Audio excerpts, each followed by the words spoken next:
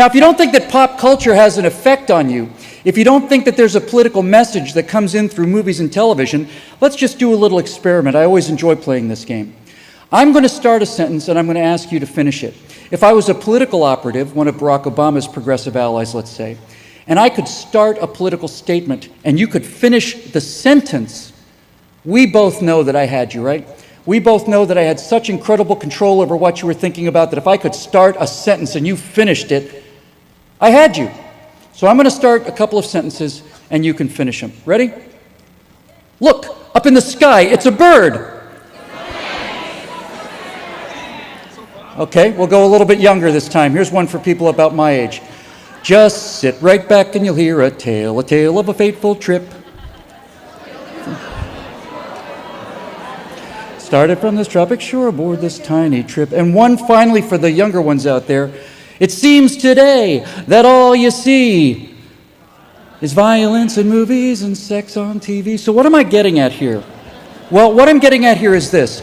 If you could finish the sentence from Superman, if I could say, look up in the sky, it's a bird, it's a plane, and you could go, it's Superman, then that means that you know the finishing lines of the Superman introduction. You didn't have to go to a website. Nobody had to hand you a pamphlet. You knew how to finish that sentence because Superman was in your head. He'd been in your head for 40 years. And everything that Superman represents politically, truth, justice, in the American way, is in your head too. Any audience of people that grew up with classical Superman automatically love this country because Superman is about the best America that we could be. And when Superman was all over the pop culture, we were a nation that loved this country. Now, 20 years after the peak of Superman's popularity, along comes Gilligan's Island. That's pretty neutral, kind of, in terms of politics. Really about the only message you can get from Gilligan's Island is, if you want to get off the island, all you really have to do is just kill Gilligan. You'll be off next week. But, if you're a young person out there today, and you can finish the theme song from Family Guy, then all of the anti-American, anti-capitalist, anti-Christian, anti-morality messages of Family Guy are in your head as completely and thoroughly as that theme song is. You're programmed by the pop culture. You're programmed by story. Everything we do is story. When you meet relatives at Thanksgiving, the first thing you want is you want the stories. What happened? How's Uncle Joe doing? The Bible is a collection of stories. And when you get out of here today, you will go home and turn on the story box and you watch hours and hours of stories.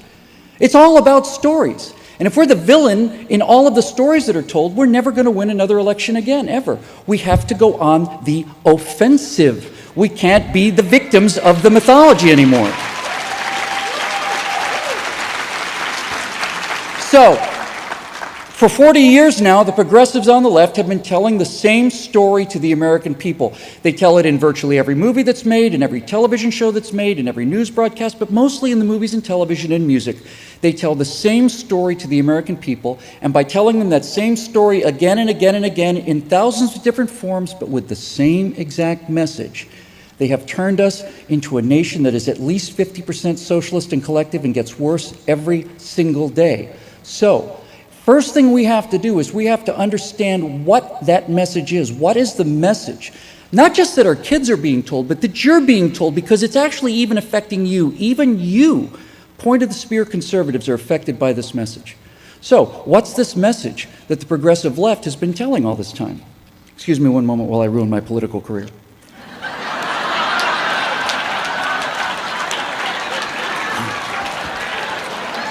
Thank you. Well, they tell you the same. They tell you basically it's not a complex message because the simpler the message is, the better it is for them, the easier it is to remember. So if you think about it, every movie, every TV show that you and your children, especially your children, get contains the same three messages, and they're very simple. The first message that they tell our kids all the time is that wealth is unearned. Wealth is unearned. Every time you see a movie and the reveal of the villain, who is it? It's a bad guy, it's a businessman. Maybe he's testing drugs on legitimate third world people in India in order to get more of his filthy money. Maybe it's some manufacturer who's putting out a car that he knows it's going to explode and he doesn't care if people die as long as he gets his money. Wealth is unearned and rich people are evil. Now, why is that so important that they constantly preach that wealth is unearned? Well, because if wealth was earned, If it was the product of hard work, then taking away somebody's wealth and giving it to somebody else would be stealing, wouldn't it? It'd be stealing.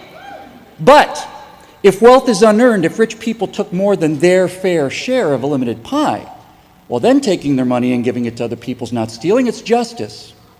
It's justice, social justice.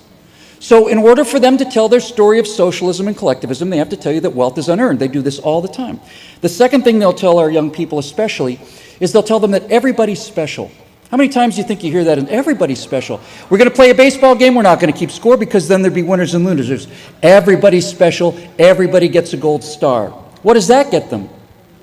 Well, think about this. If everybody's special, that is essentially the same thing as saying nobody's special, right? If everybody's special, then nobody's special. Everybody's the same. If nobody's special, then what does achievement mean? If you're just as good of a person, if you spent your entire life out back of a 7-Eleven smoking blunts, and some other guy was working his tail off for 20 years learning how to be a brain surgeon, but if everybody's special, what's the difference? What does achievement mean? What does success mean? What does hard work mean? What does individuality mean if everybody's special? Nothing. Now, you can't tell the American people that nobody's special, because that'd be mean. But you can tell them that everybody's special, and that means exactly the same thing. So that's the second thing they tell our kids. And the third thing they tell us all the time is pretty simple, too. They say, let us help you. Let us help you. We just want to give you free health care. We want to give you free cars. We want to give you a free phone. Let us help you. Why won't you let us help you? We're just trying to help you. It's those darn Republicans who are trying to stop us from helping you. We just want to help you. Let us help you. All we want to do is help you, give you free food and free clothing and free transportation and free phones, and all we expect in return is all of your money, all of your worth, all of your freedom, all of your work. All you have to do is work one day every other year on the first Tuesday in November. That's the only work we're going to ask of you, is 2 hours of work once every 2 years to go down and pull the lever for us, and then we can continue to help you. It's imprisonment and it's slavery.